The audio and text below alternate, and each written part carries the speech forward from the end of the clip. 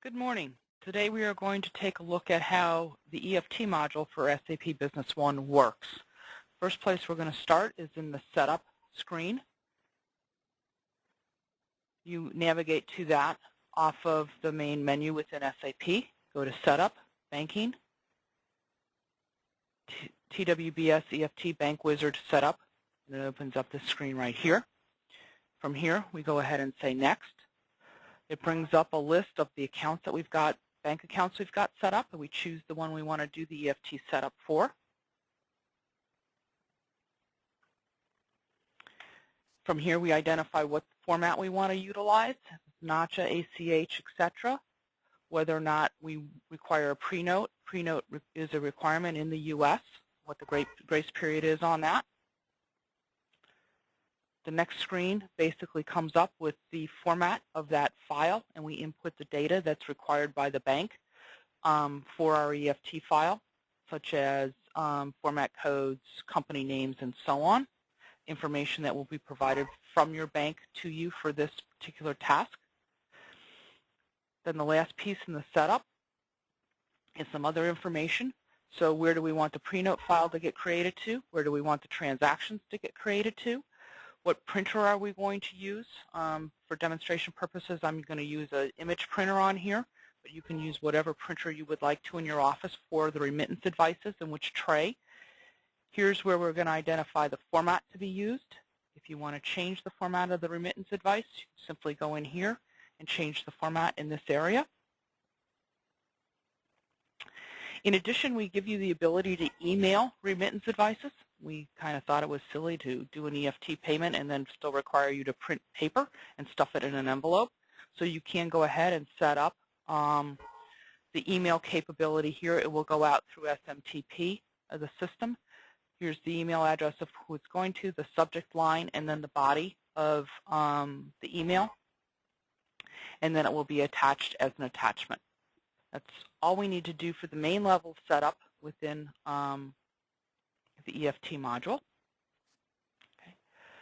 There's also some additional fields of information you need to go in and put in on your business partner record, which includes the information as to their bank information.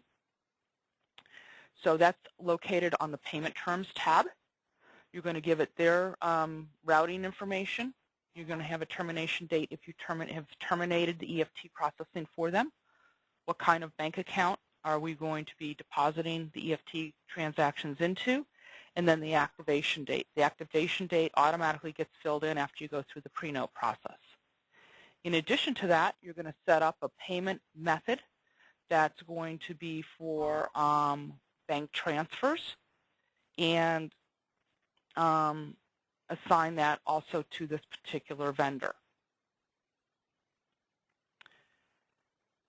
The next step is to go in and finish or do your PreNote process. The PreNote process needs to take place for any vendors that you've not done an EFT payment to before, and basically gives you the ability to verify with the bank that the information you've got with regards to their bank account numbers and so on is correct. It's a very simple process. We simply go out and say which bank account do we want to do this for, and we say create PreNotes. It'll go out and create a PreNote file for any vendors that you've set up or that have not been PreNoted before. All of mine have been PreNoted, so I'm just going to click this button here. When it goes out and tells me it found 10 partners out there, it created the file, and this is where the file has been created. And from there, I just go and open that up and get the PreNote file out here that was just created right here. You copy it and then paste it out into the secure website for your bank. It's that simple of a process.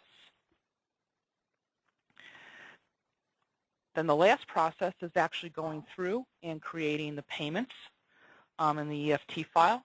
For doing this, you use the standard Business One Payment Wizard functionality. I go through.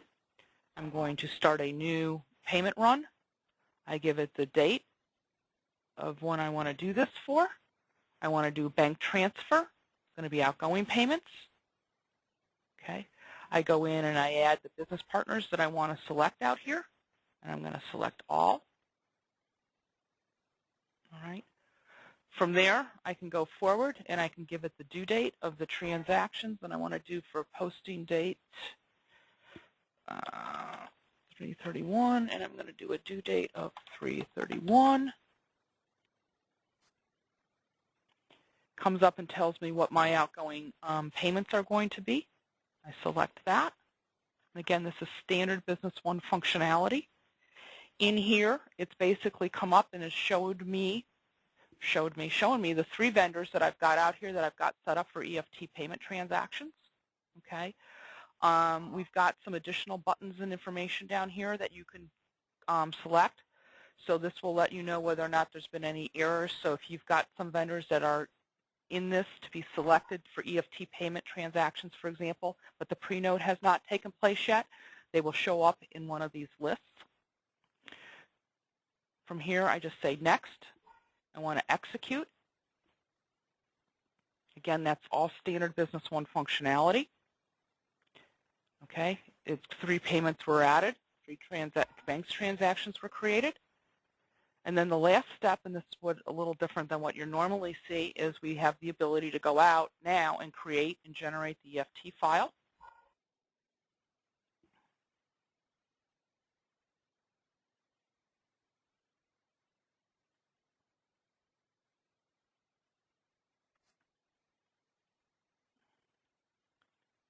Okay, and the file was created successfully. And again, I go back out to the folder where I've indicated that I want those files to be created. All right, and the file is right here. Okay, if you take a look at this, you take a look at it. It shows you the information, the 3 vendors that we were going to pay, and so on. Again, you just take a copy of this and go out and paste it on the bank's secure website. Okay.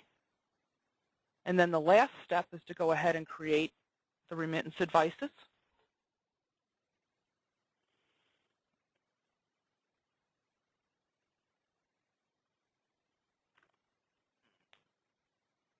And this is a sample. It's going out and creating all these, but this would either print out on your printer or it's going to email those remittance advices out to you.